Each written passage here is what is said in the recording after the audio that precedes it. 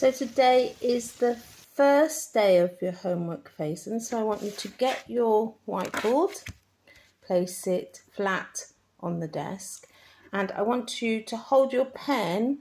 Can you see that it's between this finger, which is further down the pen, and my thumb, which is holding it there. Now this has to be comfortable for you. For me, I put my fingers like this because that works. You need to do what you usually do, and we'll look at that. And then what I want you to do is I want you to rest your hand on the board, and I want you to do one line practice of a pattern. Now, as you're doing that line, I want you to see if you can keep your pen on the board, but slightly raise your hand. And the reason you're doing this is to practice that hand movement of writing. Are we ready? So I'm going to do a U pattern.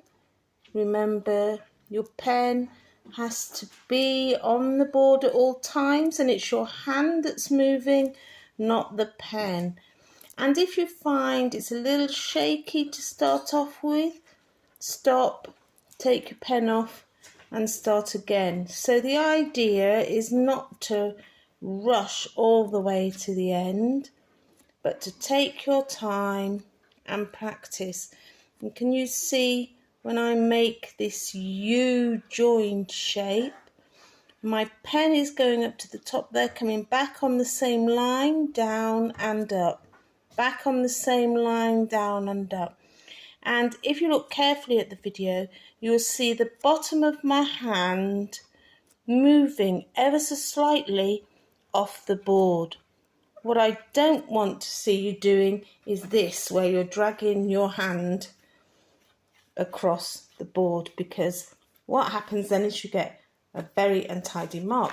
And then what I want you to do, once you've actually created your pattern, is that I want you to have a second practice, and this time time it and write down how long that took you.